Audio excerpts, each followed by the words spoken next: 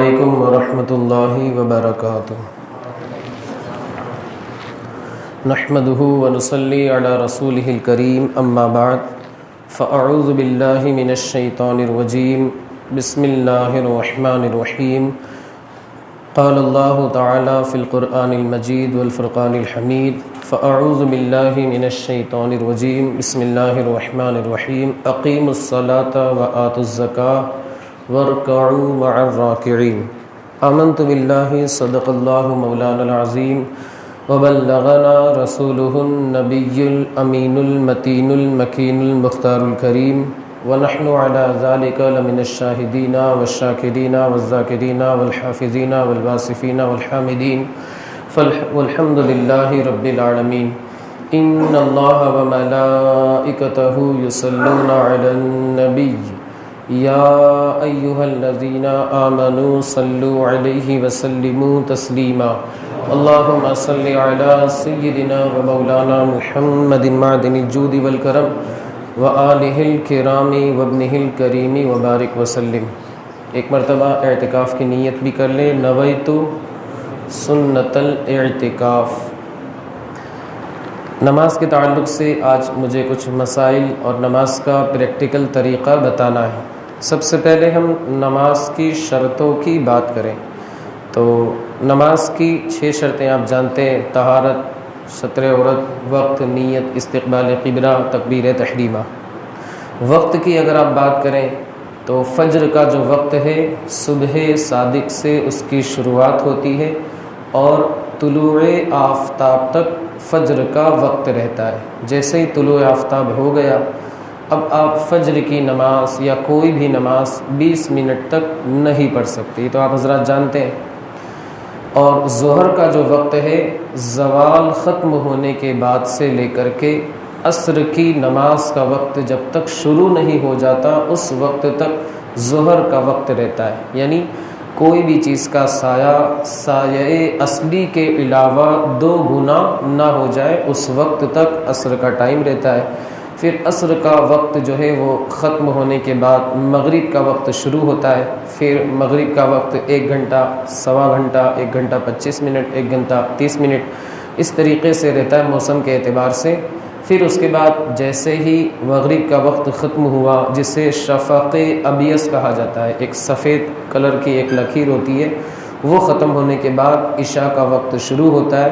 عشاء کا وقت اس وقت سے یعنی شفق ابیض سفید کلر کی جو ایک کرن رہتی ہے اس کے ختم ہونے کے بعد سے صبح تک رہتا ہے، یعنی جب تک فجر کی نماز کا وقت شروع نہ ہو جائے، یعنی صبح صادق طلوع فجر اس وقت تک عشاء کا وقت رہتا ہے۔ بندہ جب چاہے اس کی نماز ہو جائے گی، لیکن چونکہ مردوں کے اوپر مسجد میں حاضر ہونا، جماعت کے ساتھ نماز پڑھنا یہ ایک الگ واجب ہے۔ اگر بندہ شرکت نہیں کرتا ہے اور وہ یہ سوچتا ہے کہ میں عشاء کو تاخیر کر کے مستحب وقت میں آدھی رات کو یا نماز فجر سے پہلے جب فجر کا وقت شروع ہوگا اس سے پہلے میں کچھ پڑھ لوں گا تو وہ بندہ گناہ گار ہوگا۔ کیوں؟ کیونکہ جماعت کی حاضری یہ مردوں کے اوپر واجب ہے، اسی طرح مسجد کے اندر حاضر ہونا یہ ایک الگ واجب ہے۔ تو آج کل تو آسانی کے لیے ایک اپلیکیشن، بہت سارے اپلیکیشن آ گئے، لیکن پریئر ٹائم کر کے ایک دعوت اسلامی والوں کا اپلیکیشن ہے، اس کو آپ ڈاؤن لوڈ کر لیں، اور اگر آپ ابھی نہیں کر سکتے تو باہر جا کر کے پلے اسٹور پہ جائیں، پریئر ٹائم کر کے لکھا ہوگا مواقیت الصلاۃ، اسے آپ ڈاؤن لوڈ کر دیں، آسانی کے ساتھ آپ کو وقت کا پتہ چل جائے۔ اور دوسری بات کہ وہ جو اپلیکیشن ہے اس کے اندر قبلے کی سمت بھی بتا دی جاتی ہے کہ قبلے کس ڈائریکشن میں قبلہ ہے۔ آپ ایسی جگہ چلے گئے جہاں آپ کو پتہ نہیں ہے کہ قبلہ کہاں ہے، کعبہ کہاں ہے، تو وہ موبائل میں جو اپلیکیشن ہے، ویسے بھی بہت سارے اپلیکیشن آ گئے لیکن جو معتبر ہے میں اس کی بات کروں، دعوت اسلامی والوں کا جو ہے اس کو آپ ڈاؤن لوڈ کر دیں، آسانی آپ کو اس اپلیکیشن سے انشاءاللہ ملے گی، رہے گی۔ نماز کی فضیلت کے تعلق سے 1-2 حدیثیں بیان کر کے پھر میں اس کی شرائط کو بیان کروں۔ پہلے تو اذان، یہ اذان جو ہے اس کی فضیلت کے تعلق سے آقا کریم مصطفیٰ کریم رؤوف الرحیم جناب محمد الرسول اللہ صلی اللہ علیہ وآلہ وسلم نے حضرت سیدنا ابو ہریرہ سے ارشاد فرمایا، اے ابو ہریرہ اگر کوئی بندہ دن میں 5 مرتبہ غسل کرتا ہے، دن میں اگر کوئی بندہ 5 مرتبہ نہاتا ہے، غسل کرتا ہے، تو ابو ہریرہ ذرا یہ بتاؤ کہ کیا اس کے بدن پر میل رہے گا؟ حضرت ابو ہریرہ نے عرض کی، یا حبیبی یا رسول اللہ علیک الصلاۃ والتسلیم، اس بندے کے بدن پر بالکل بھی میل نہیں رہے گا۔ بالکل ظاہر سی بات ہے۔ اللہ کے رسول صلی اللہ علیہ وآلہ وسلم نے ارشاد فرمایا، اسی طرح جب بندہ 5 وقت کی نمازیں ایک دن میں ادا کرتا ہے، رب کعبہ اس کے بدن سے گناہوں کو بھی معاف فرما دیتا ہے۔ تو یہ نماز کی فضیلت۔ اور اذان کے تعلق سے آقا کریم صلی اللہ علیہ وآلہ وسلم نے عورتوں کو، خواتین کو مخاطب کرتے ہوئے ارشاد فرمایا کہ اے لوگو، اے عورتوں، جب تم بلال کی آواز کو سنو تو جیسا وہ کہتا ہے اسی طرح تم بھی کہنے کی کوشش کرو۔ اب وہ الگ الگ ہے، جیسے حی علی الصلاۃ کے جواب میں لا حول پڑھنا ہے وغیرہ وغیرہ۔ بہرحال اللہ کے رسول صلی اللہ علیہ وآلہ وسلم نے ارشاد فرمایا، جس طرح بلال اذان کہتے ہیں وہ کلمات، وہ الفاظ تم بھی دہراؤ۔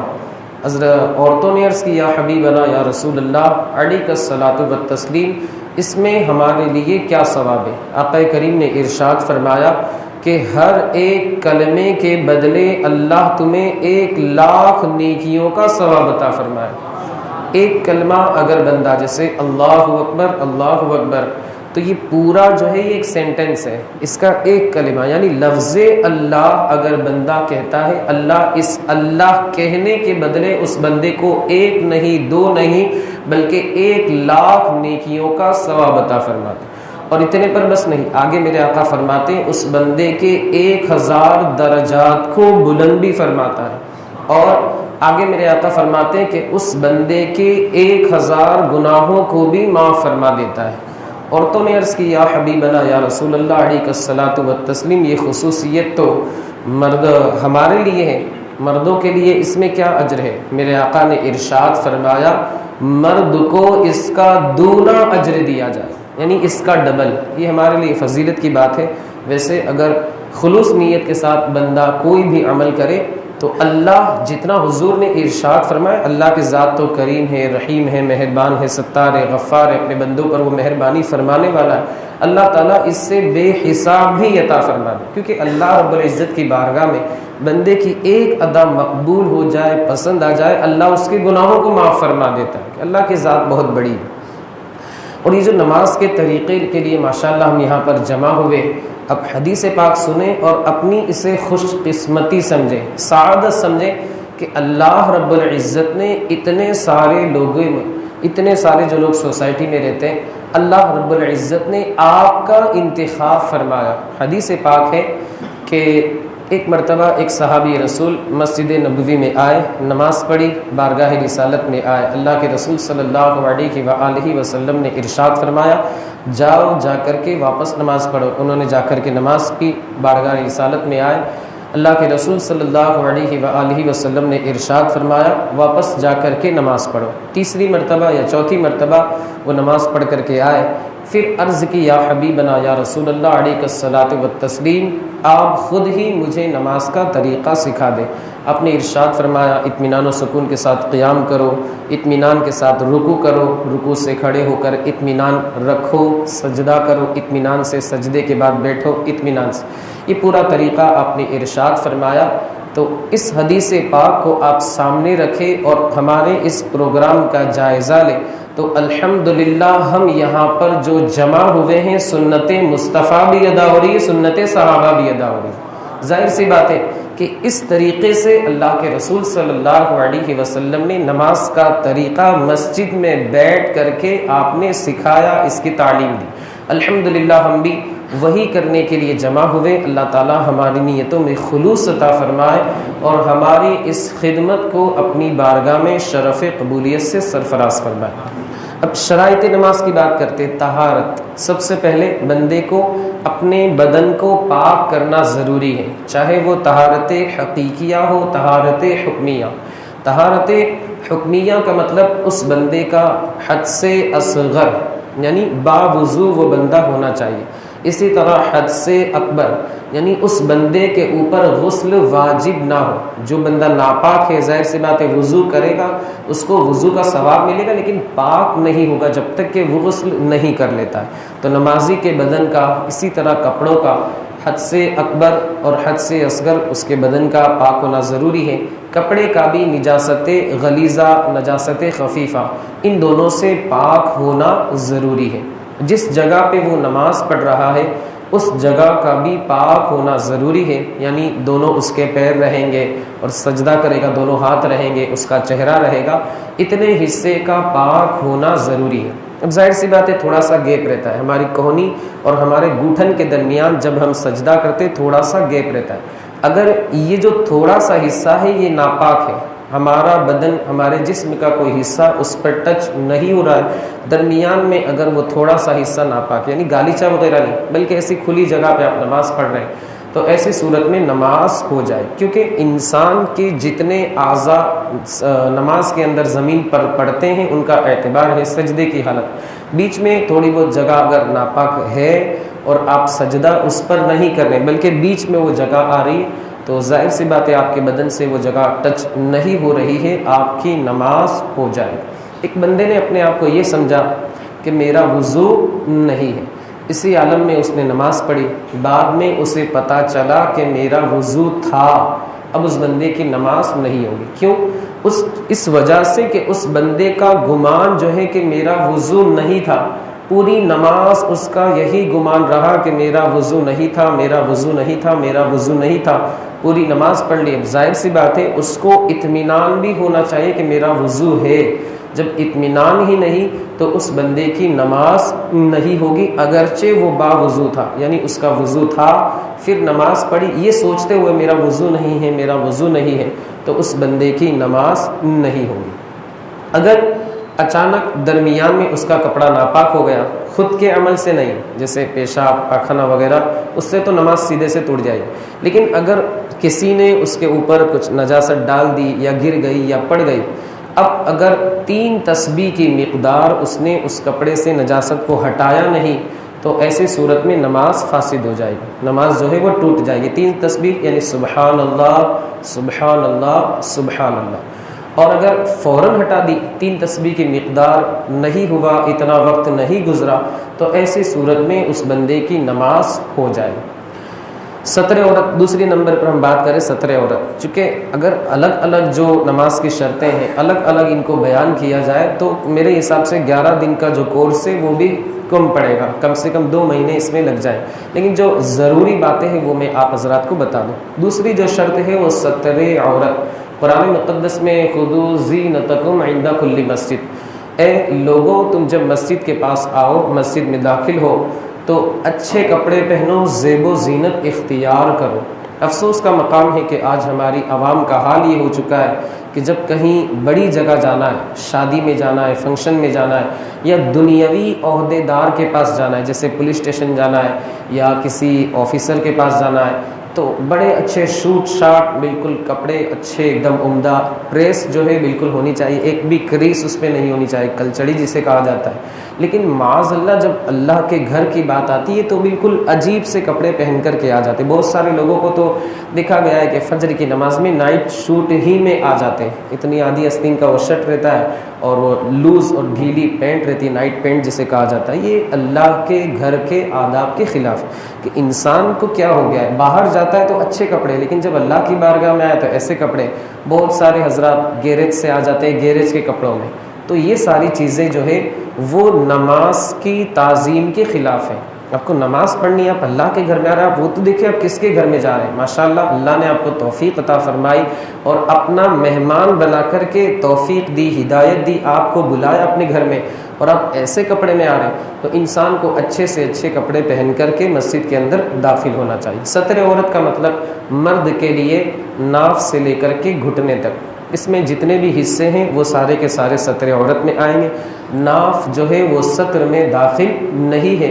گھٹنے جو ہے یہ دونوں ستر میں داخل ہیں مرد کے لیے اور عورت کے لیے پورا بدن یہ ستر میں داخل ہے سوائے یہ جو چہرہ ہے یہ دونوں ہاتھوں کی ہتھیلیاں اور دونوں قدم کی پشت یعنی پچھلا حصہ یہ جو ہے وہ سطر میں داخل نہیں، باقی پورا حصہ، پورا جو اس کا بدن ہے، حتیٰ کہ سر کے بال بھی سطر میں داخل ہے۔ اگر اس نے اتنا باریک دوپٹہ پہنا کہ بالوں کی سیاہی، کالا پن بالکل صاف نظر آ رہا ہے، جو اوڑھنے ہوتے ہیں، جو دوپٹے کچھ سلکی لگ بھگ اس کو بولتے ہیں، آسانی سے اس میں بال نظر آتے ہیں، اگر ایسا دوپٹہ باندھ کر کے ہماری اسلامی بہنیں نماز پڑھتی ہے کہ ان کے بال جو ہے بہت آسانی کے ساتھ نظر آ رہا ہے، تو ایسی صورت میں نماز شروع ہی نہیں ہوگی، کیونکہ نماز کے لیے ضروری کہ 6 شرطوں کی آپ رعایت کریں۔ اگر وہ بال دکھ رہے ہیں آسانی کے ساتھ، یعنی چوتھائی حصہ بال کا دکھ رہا ہے، 100 میں سے 25، 1/4 جسے کہا جاتا ہے، تو ایسی صورت میں نماز شروع ہی نہیں ہوئی۔ جب نماز شروع نہیں تو نماز ختم ہونے کا کوئی سوال ہی پیدا نہیں ہوتا۔ اگر کوئی بندہ نماز پڑھ رہا تھا کہ اچانک ستر عورت کھل گیا، یعنی غلطی سے، جان بوجھ کر نہیں، اس بندے نے فوراً چھپا دیا اور 3 تسبیح نہیں ہوئی، تو ایسی صورت میں نماز ہو جائے گی۔ اگر غلطی سے ایسا ہوا اور 3 تسبیح کی مقدار پوری ہونے سے پہلے اس بندے نے اگر اس سطر کو چھپا دیا، اس بندے کی نماز ہو جائے، لیکن 3 تسبیح کا وقت گزر گیا، سطر کھلا رہا، ایسی صورت میں اس بندے کی نماز نہیں ہوگی۔ اور جان بوجھ کر اسی نے سطر کھولا نماز کی حالت میں، تب تو سرے سے نماز فاسد ہو جائے گی، یہ سب بھول کے اعتبار سے، ورنہ جان بوجھ کر اگر سطر عورت کھولے گا فوراً اس بندے کی نماز جو ہے وہ فاسد ہو جائے گی۔ کتابوں میں لکھا، حضور صدر الشریعہ نے بھی ارشاد فرمایا، حضور اعلیٰ حضرت نے بھی فتاوی رضویہ میں ارشاد فرمایا کہ عورتیں اگر موٹا کپڑا پہنتی ہیں، لیکن اگر وہ کپڑا ایسا ہے، اتنا فیٹ ہے کہ جس کی وجہ سے جسم کا عضو، پارٹ آف باڈی، جسم کا کوئی حصہ آسانی کے ساتھ نظر آتا ہے، جیسے وہ چوڑی دار پاجامہ وغیرہ پہننا، اب ظاہر سی بات ہے لوگوں کی نظر اس پہ پڑے گی، ایک گناہ کا ارتکاب بندہ ایک بد نگاہی میں مبتلا ہوگا۔ تو شریعت میں ایسے کپڑے جس کی وجہ سے بدن کے حصے جو ہے الگ الگ مکمل نظر آئے، جیسے یہ ہے، کسی کو اتنا ٹائٹ کر دیا، اتنا کہ آسانی سے یہ حصہ نظر آ رہا ہے، تو شریعت میں عورتوں کو ایسے کپڑے پہننے کی اجازت نہیں، خاص طور سے پاجامہ جو چوڑی دار وغیرہ چلا ہے آج کل، تو ایسے کپڑے عورتوں کو پہننے کی اجازت نہیں، کیونکہ غیر محرم یا کوئی بھی دیکھے گا، ظاہر سی بات ہے اس کی وجہ سے گناہ میں ملوث ہوگا، گناہ میں مبتلا ہوگا، تو شریعت اس کی اجازت نہیں دیتی۔ تیسری شرط استقبال قبلہ، آپ جانتے ہیں، اور اس کی ڈائریکشن سمت معلوم کرنا بھی آسان ہے موبائل کے ذریعے، لیکن بندہ جب کھڑا ہوگا تو اس کی نیت یہ ہو کہ میں اللہ کی رضا حاصل کرنے کے لیے اس کی عبادت کر رہا ہوں۔ اگر کوئی بندہ کعبے کی نیت سے کھڑا ہوا کہ میں کعبے کی عبادت کر رہا ہوں، تو معاذ اللہ دائرہ اسلام سے خارج ہو جائے، کیونکہ عبادت جو ہے وہ اللہ کی کرنی ہے، کعبے کی عبادت نہیں کرنی، یہ تو اللہ رب العزت نے کعبے کو جہت کے لیے قرار دیا۔ اب اگر کوئی بندہ ماشاءاللہ مکہ مکرمہ میں ہے، تو مکہ مکرمہ میں جہاں پر کعبہ ہے وہاں پر متوجہ ہونا ضروری ہے۔ جیسے یہ بندہ مکہ مکرمہ میں، اس کا جس ہوٹل میں یہ ٹھہرا ہے وہ یہاں ہے اور قبلہ ادھر ہے، تو انڈیا والوں کے حساب سے تو قبلہ ادھر ہے، لیکن عرب میں کوئی بندہ مکہ مکرمہ میں ایسی ہوٹل میں ٹھہرا ہے کہ کعبہ ادھر ہے، تو اب انڈیا کے اعتبار سے ادھر نماز نہیں پڑھے گا، بلکہ عین کعبہ کے سامنے نماز کھڑا ہو کر کے وہ نماز پڑھے گا اگر مکہ مکرمہ میں ہے تو، ورنہ دوسری جگہ اگر ہے، جیسے انڈیا کی بات کریں تو ہم تو الحمدللہ 5 وقت جہاں پر کعبے کی سمت ہے، ڈائریکشن ہے، وہاں پر ہم چہرہ کر کے نماز پڑھتے ہیں۔ اب اگر کوئی بندہ جیسے حالت نماز میں اتنا گھوم گیا کہ 45 ڈگری جسے کہا جاتا ہے، 45 ڈگری، 45 ڈگری سے کم ہے، اس کی نماز ہو جائے گی، لیکن جہاں 45 ڈگری سے زیادہ قبلے سے اس کا انحراف ہوا، اس کا گھومنا ہوا، نماز اس بندے کی فاسد ہو جائے گی، اس بندے کی نماز فاسد ہو جائے گی۔ اب جیسے کبھی کبھی ایسا ہوتا ہے کہ کچھ لوگ تھوڑا سا کراس کھڑے ہیں، کچھ لوگ ادھر کھڑے ہیں، کچھ لوگ کراس، تو شریعت میں اس کی اجازت ہے، کیونکہ فتاوی رضویہ میں حضور اعلیٰ حضرت فرماتے ہیں کہ اللہ نے انسان کی پیشانی کی بناوٹ کو ایسا بنایا ہے کہ اگر بندہ تھوڑا سا بھی گھومے گا، پیشانی کا کچھ نہ کچھ حصہ قبلے کی جانب آ ہی جائے۔ اللہ کی حکمت ہے، اللہ کی مصلحت ہے کہ اللہ نے پیشانی کو بالکل سیدھا نہیں بنایا، بلکہ تھوڑا سا آپ دیکھیں گے تو گولائی میں بنایا ہے۔ یہ اس کی حکمت یہ ہے کہ بندہ جس طریقے سے بھی کھڑا ہوگا، قبلے کی سمت میں اس کا چہرہ آ ہی جائے۔ لیکن اگر بندہ بہت زیادہ گھوم گیا تو دیکھا جائے گا کہ 45 ڈگری میں ہے، اگر ہے تو نماز ہو جائے گی، اور اگر 45 ڈگری سے زیادہ ہو گیا تو پھر ایسے صورت میں جان بوجھ کر کے وہ گھوما، نماز فاسد ہو جائے۔ لیکن اگر غلطی سے گھوما اور 3 تسبیح کی مقدار ہونے سے پہلے ہی وہ بندہ سیدھا ہو گیا اسٹریٹ کعبہ کی جانب رخ کرتے ہوئے، تو ایسی صورت میں اس بندے کی نماز ہو جائے گی۔ چوتھے نمبر پر ہے نیت۔ نیت جو ہے زبان سے کہنا یہ مستحب ہے، اور نیت کا حقیقی معنی جو ہے وہ زبان سے دل کے پکے ارادے کو کہتے ہیں۔ نیت جو ہے وہ دل کے پکے ارادے کا نام ہے۔ بندے نے یہ دل میں ارادہ کیا کہ میں عشاء کی نماز پڑھنے کے لیے آیا، بس یہ دل میں ارادہ ہے، کافی ہے، زبان سے کہہ لینا مستحب ہے۔ اب اتفاق سے بندے کا دل کا جو ارادہ ہے وہ عصر پڑھنے کا ہے، لیکن زبان سے لفظ ظہر نکلا، جیسے میں ظہر عصر کی 4 رکعت کی نیت کرتا ہوں، اب اس کی جو نیت ہے دل میں وہ ظہر کی ہے، لیکن اتفاق سے اس کی زبان سے لفظ نکلا عصر کا، تو ایسی صورت میں اس بندے کی نماز ہو جائے گی۔ کیوں؟ اس لیے کہ نیت میں زبان کا نہیں دل کا اعتبار ہے۔ اس بندے کی دل میں نیت یہ ہے کہ میں عصر پڑھ رہا ہوں یا ظہر پڑھ رہا ہوں، اور اس کی زبان سے اس کا خلاف نکلا کہ میں ظہر پڑھ رہا ہوں، عصر کی نیت تھی دل میں لیکن زبان سے لفظ ظہر نکل گیا، یا ظہر پڑھ رہا تھا دل میں ظہر کی نیت تھی، زبان سے لفظ عصر نکل گیا، اس بندے کی نماز ہو جائے، کیونکہ دل کی نیت کا اعتبار ہے، زبان کی نیت کا اعتبار ہے۔ اب نیت کا ادنا درجہ کیا ہے؟ تو کتابوں میں لکھا ہے، علماء نے بیان فرمایا کہ اس کا ادنا درجہ یہ ہے کہ کوئی پوچھے تو بغیر غور و فکر کے، بلا تأمل کے بتا سکے کہ میں یہ نماز پڑھ رہا ہوں، یہ فرض نماز۔ آپ سے کسی نے پوچھا کہ کون سی نماز پڑھ رہے ہیں، اب آپ کو سوچنا نہیں ہے، بلکہ کامل نیت اس وقت ہوگی جب آپ فٹافٹ فوراً بتا دیں کہ بھائی میری یہ نیت ہے، یہ عصر کی نماز پڑھ رہا ہوں، ظہر کی پڑھ رہا ہوں، اور آپ نے یہ کہا کہ ہاں سوچنا پڑے گا، پھر آپ نے سوچنے کے بعد بتایا، تو یہ نیت آپ کی نہیں چلے گی۔ آپ جب نماز پڑھ رہے اس وقت نیت حاضر ہونی چاہیے، پکی نیت ہونی چاہیے کہ اگر کوئی پوچھے تو بلا جھجک، بلا تأمل، بغیر غور و فکر کے آپ بتا سکیں۔ فرض میں خاص فرض کی نیت کرنا بھی ضروری ہے، جیسے عصر ہے، ظہر ہے، مغرب ہے، خاص فرض کی نیت بھی کرنا ضروری ہے۔ اب اتفاق سے ایک بندے کی اتوار کی ظہر قضا ہو گئی، اس نے قضا کے ارادے سے وہ بندہ کھڑا ہوا، اس کو ایسا لگا کہ میری اتوار کی ظہر چھوٹی ہے، حالانکہ ظہر جو تھی وہ سنیچر کی چھوٹی ہے۔ اس بندے کی سنیچر کی ظہر قضا ہو گئی، وہ ادا کرنے کے لیے یعنی قضا کو پڑھنے کے لیے کھڑا ہوا، اور اس کو ایسا لگا کہ میری اتوار کی چھٹی ہے، حالانکہ سنیچر کی ظہر چھٹی تھی۔ اس بندے نے نماز پڑھ لی، بعد میں پتہ چلا کہ وہ تو سنیچر کی تھی، اتوار کی نہیں تھی۔ اتوار کو تو میں فری تھا، گھر میں تھا، میں نے محلے کی مسجد میں نماز پڑھی، اور سنیچر کو چھٹی تھی، میں آفس میں تھا، فور ایگزامپل، ہو سکتا ہے کچھ بھی ریزن۔ تو اب اس بندے نے چونکہ اتوار کی سمجھ کر پڑھا، حالانکہ سنیچر کی تھی، ایسی صورت میں اس بندے کی نماز نہیں ہو، کیونکہ خاص جو دن کی نماز چھوٹی ہے اس کی نیت اس بندے کو کرنا ضروری ہے۔ اب اگر ایک بندہ ایسا ہے جس کے ذمے بہت ساری نمازیں، معاذ اللہ، ویسے تو انسان کو قضا نمازیں بھی ادا کرتے رہنا چاہیے، اس کے ذمے بہت ساری نمازیں، اب وہ نیت کیسے کرے گا؟ تو فقہائے کرام نے، علماء اعظام نے یہ طریقہ بتایا ہے کہ وہ بندہ یہ نیت کرے گا، سب سے پہلی جو میری ظہر چھوٹی تھی اس کو میں ادا کرتا ہوں، سب سے پہلی جو میری عصر چھوٹی تھی اس کو ادا کرتا ہوں۔ اس طریقے سے وہ بندہ نیت کرے گا، انشاءاللہ اس کی نماز ہو جائے گی۔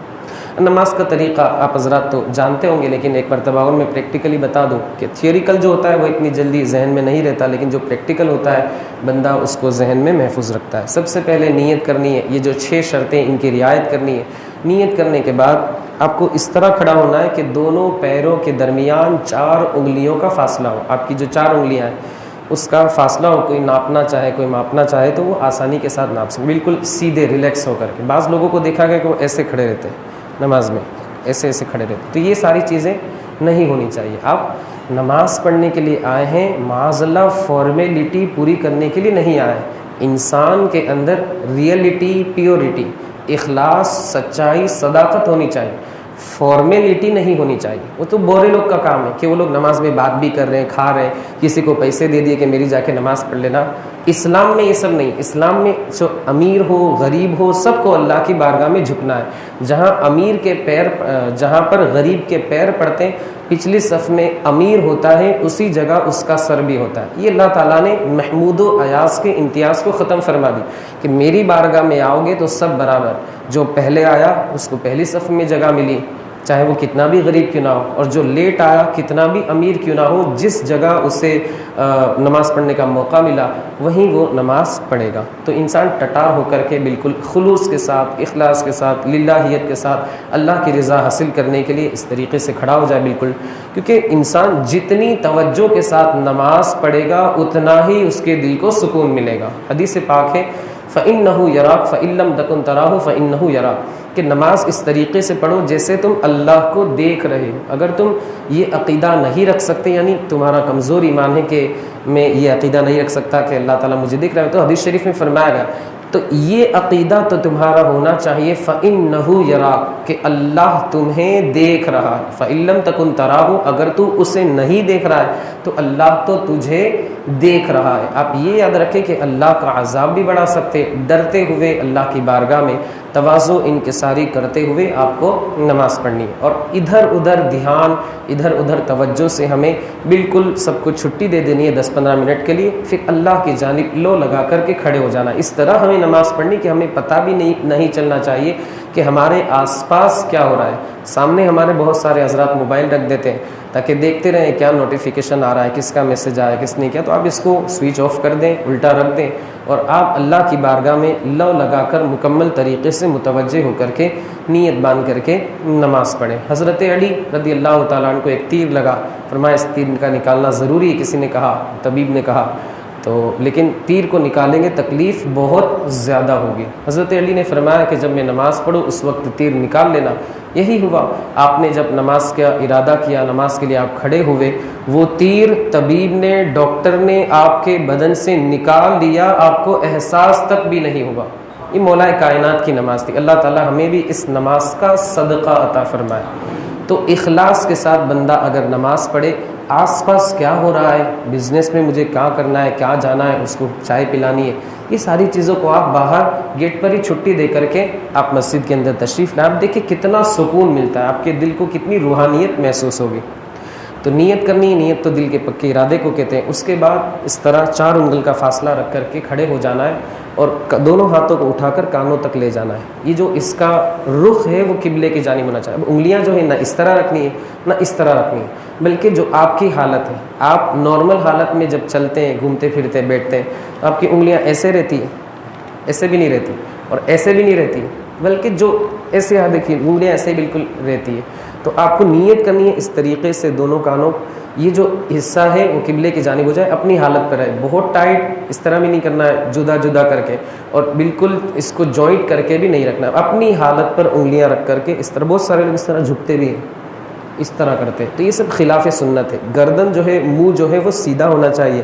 اس طرح آپ نیت کر کے یہ جو 3 انگلیاں ہیں اسے کلائی بولتے ہیں نا بھائی، کلائی میں دم ہونا چاہیے تب آپ وزنی چیز اٹھا سکیں گے، سب بولتے بھی ہیں. تو یہاں ہاتھ یہاں سے ختم ہوتا ہے اور کلائی کی شروعات ہوتی ہے. یہاں پر یہ چھوٹی انگلی، انگوٹھا، یہ دونوں یہاں رکھ کر کے یہ 3 انگلیاں اس طریقے سے رکھ کر کے ناف کے نیچے، جسے ہم ٹوٹی کہتے ہیں، ٹوٹی کہتے ہیں، ناف کے نیچے رکھ کر کے باندھ لینا ہے. اس کے بعد ثنا پڑھنی ہے، سبحانک اللہم وبحمدک تبارک اسمک تعالی جدک ولا الہ غیرک.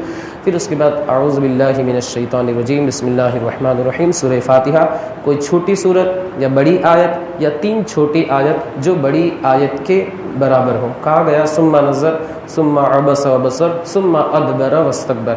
29ویں پارے کی یہ آیت کریمہ ہے، غالباً سورہ قیامہ کی آیت کریمہ ہے. تو یہ آیت کریمہ اس میں تقریباً 29 الفاظ ہے. اتنی کم از کم مقدار ہونی چاہیے، یا تو ایک بڑی آیت یا 3 چھوٹی آیتیں ہمیں تلاوت کرنی ہیں. پھر اس کے بعد قرأت مکمل ہو گئی. اچھا امام صاحب کے آپ پیچھے ہیں تو آپ قرأت نہیں کریں گے، نہ تو سورہ فاتحہ نہ کوئی صورت آپ کو ملانی ہے. امام کے صاحب کے ساتھ اگر آپ شریک ہوئے پہلی رکعت میں اگر آپ ہیں، ثنا پڑھ کر کے آپ کو خاموش ہو جانا ہے. پھر رکوع میں تسبیح پڑھنی ہے، سجدے میں تسبیح پڑھنی ہے، قاعدے میں التحیات، درود شریف، دعائے معصورہ سب پڑھنا ہے.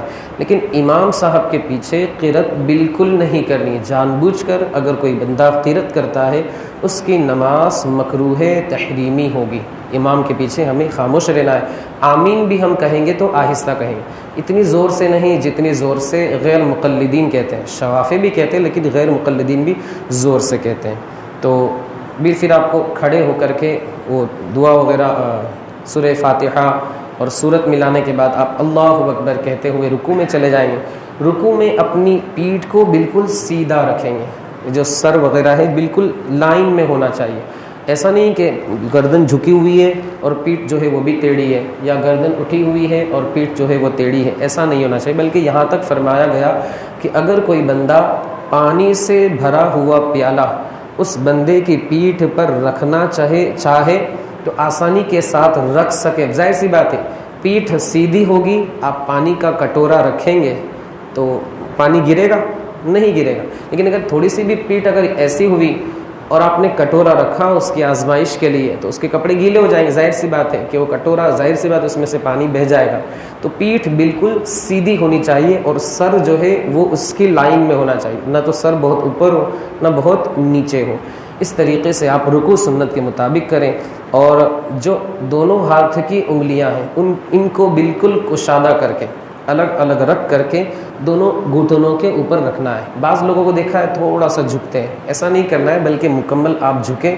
اطمینان و سکون کے ساتھ کم از کم ایک مرتبہ سبحان اللہ کہنے کی مقدار ٹھہرنا واجب ہے. اور جو رکوع کی تسبیح ہے یہ سنت کم از کم 3 مرتبہ سبحان ربی العظیم، سبحان ربی العظیم، سبحان ربی العظیم آپ کہیں اطمینان کے ساتھ. بعض لوگوں کو دیکھا گیا ہے کہ فٹافٹ وہ نماز پڑھ لیتے ہیں. تو ایسی نماز کے تعلق سے ہمارے حضور نے منع فرمایا کہ جس طرح آپ نے دیکھا ہوگا کوا چونچ مارتا ہے یا پرندہ چونچ مارتا ہے، ہمارے حضور نے اس طریقے سے تشبیہ دی اور فرمایا کہ جس طرح پرندے چونچ مارتے اس طرح سجدہ مت کرو، بلکہ سجدہ اطمینان سے کرو، پھر اٹھو اطمینان سے بیٹھو، پھر دوبارہ سجدہ کرو. اچھا یہ جو قوما ہوتا ہے رکوع سے اٹھنے کے بعد اس میں بھی ایک تسبیح یعنی سبحان اللہ کہنے کی مقدار آپ کو کھڑے رہنا واجب ہے. اسے آپ یاد رکھیں، کچھ پڑھنا نہیں، بس اگر آپ مقتدی ہیں ربنا ولک الحمد کہہ دیں، امام صاحب تو سمیع اللہ لمن حمیدہ کہیں گے. اور اگر آپ منفرد ہیں یعنی اکیلے نماز پڑھ رہے ہیں تو آپ کہیں گے سمیع اللہ لمن حمیدہ ربنا ولک الحمد. یاد رہے گا. امام صاحب اگر ہیں تو سمیع اللہ لمن حمیدہ، اور آپ مقتدی ہیں تو آپ کہیں گے ربنا ولک الحمد. اور اگر آپ اکیلے نماز پڑھ رہے ہیں تو آپ دونوں کو ملائیں گے، پہلے سبحان سمیع اللہ لمن حمیدہ اور ربنا ولک الحمد. یہ رکوع کا طریقہ. پھر آپ کو سجدے میں جانا ہے. سجدے میں جا کر کے پیروں کی 10 انگلیاں قبلہ رخ ہونا یہ سنت ہے. ایک انگلی کا پیٹ لگنا، ایک انگلی کا پیٹ یعنی اندرونی حصہ جو ہوتا ہے، انگلی کا اندرونی حصہ، پیر کی انگلیوں کا اندرونی حصہ، تو 10 میں سے ایک انگلی کا پیٹ لگنا، اندرونی حصہ جو ہے وہ لگنا فرض ہے. اور 6 انگلیوں کا پیٹ یعنی اندرونی حصہ جو سفید والا حصہ ہوتا ہے اندر، تو ان 6 انگلیوں کا قبلہ رخ ہونا اور پیٹ زمین کے اوپر ہونا، یعنی پیٹ اندر کا حصہ 6 انگلیوں کا لگنا یہ کیا ہے؟ ضروری ہے، واجب ہے. ایک انگلی فرض، 6 انگلیوں کا اندرونی حصہ لگنا یہ کیا ہے؟ واجب ہے. اور 10 انگلیوں کا پیٹ اندرونی حصہ زمین پر لگنا اور 10 انگلی کا رخ قبلے کی جانب متوجہ کر کے رکھنا یہ سنت ہے. اطمینان سے آپ سجدہ کیجئے، اس میں بھی بھاگم بھاگ نہیں ہونی چاہیے. سجدے سے اٹھنے کے بعد آپ سبحان اللہ کہنے کی مقدار بیٹھنا واجب ہے. آپ کو کچھ پڑھنا نہیں ہے، اللہ اکبر کہہ کے اٹھ جانا. دوسرا سجدہ اطمینان و سکون کے ساتھ آپ کو کرنا ہے، تو یہ سجدہ آپ ادا کریں گے. اخیر میں اسی طرح 4 رکعتیں آپ پڑھیں گے. پہلا جو قاعدہ اولا ہوگا اس میں صرف التحیات پڑھنی ہے. کب؟ جبکہ فرض نماز ہو، واجب ہو، سنت مؤکدہ ہو. لیکن اگر سنت غیر مؤکدہ ہے یا نفل نماز ہے تو اس میں آپ کو قاعدہ اولا میں التحیات بھی پڑھنی ہے، درود شریف بھی پڑھنا ہے، دعائے معصورہ بھی پڑھنی ہے. پھر تیسری رکعت کے لیے جب آپ کھڑے ہوں گے تو آپ کو واپس ثنا پڑھنی ہے، اعوذ باللہ بسم اللہ، پھر سورہ فاتحہ اور اس کے ساتھ کوئی صورت ملانی ہے۔ فرض، واجب، سنت مؤکدہ والی جو نماز ہوتی ہے اس میں قاعدہ اولیٰ میں صرف التحیات پڑھ کر کے کھڑے ہو جانا ہے، لیکن کوئی بندہ اگر بھول کر کے التحیات پڑھنے کے بعد اللہم صلی علی محمد 4 الفاظ اس نے پڑھ لیے تو اس بندے کے اوپر سجدہ سہو واجب ہو جائے گا اگر غلطی سے ہوا تو، لیکن اگر جان بوجھ کے کیا تو اب اس بندے کو نماز دہرانا ضروری ہوگا۔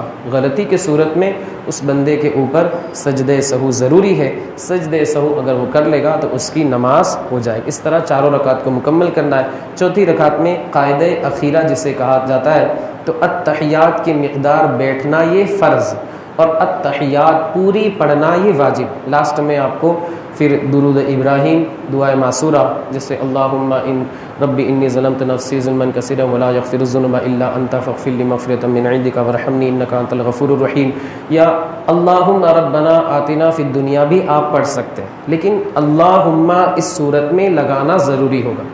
لفظ اللہم اس صورت میں یعنی اللہم ربنا آتنا فی الدنیا حسنۃ وفی الآخرۃ حسنۃ وقنا عذاب النار یہ کہنا ضروری ہوگا۔ اب انشاءاللہ کچھ باتیں رہ گئی ہے، وقت ہو گیا ہے، کل انشاءاللہ کچھ باتیں اس کی بیان کر کے جو ہمارا کل کا ٹاپک ہے امانت وغیرہ کی ذمہ داریاں وہ انشاءاللہ بیان کی جائے گی۔ درود پاک کے لیے ہاتھ اٹھا دیجیے، دعا کے لیے اللہم ربنا آتنا فی الدنیا حسنۃ وفی الآخرۃ حسنۃ وقنا عذاب النار۔ مولا کریم آقا سزا بند نوازا ہماری اس محفل کو اپنی بارگاہ میں قبول فرما، ہمارے ان بھائیوں نے اس درس میں شرکت کی انہیں اپنی شان کے مطابق اجر و ثواب عطا فرما، ان کے تمام جائز مرادوں کو پورا فرما، ان کی مشکلات کو آسان فرما، ہمارے ان بھائیوں کے گھروں میں رحمتوں برکتوں کا نزول فرما، ان کی کمائی میں، کاروبار میں، تجارت میں، رزق حلال میں خوب سے خوب تر برکتیں عطا فرما، انہیں حج بیت اللہ کی مقبول سعادت عطا فرما، مدینۃ الرسول کی مقبول حاضری نصیب فرما، اور مدینۃ الرسول میں گنبد خضرا کے سامنے رمضان کے مہینے میں افطاری کرنے کا شرف عطا فرما۔ مولا عز و جل ہماری تمام نیک جائز مرادوں کو پورا فرما، ہماری مشکلات کو آسان فرما، ہم پر اپنی رحمتوں کے دروازے کھول دے، ہر بلا، ہر مصیبت، ہر آفت، ہر پریشانی سے ہماری اور تمام مسلمانان عالم کی حفاظت فرما۔ وصلی اللہ تعالی علی خیر خلقہ ونور عرشہ سیدنا مولانا محمد وعلی آلہ واصحابہ اجمعین برحمتک یا ارحم الراحمین۔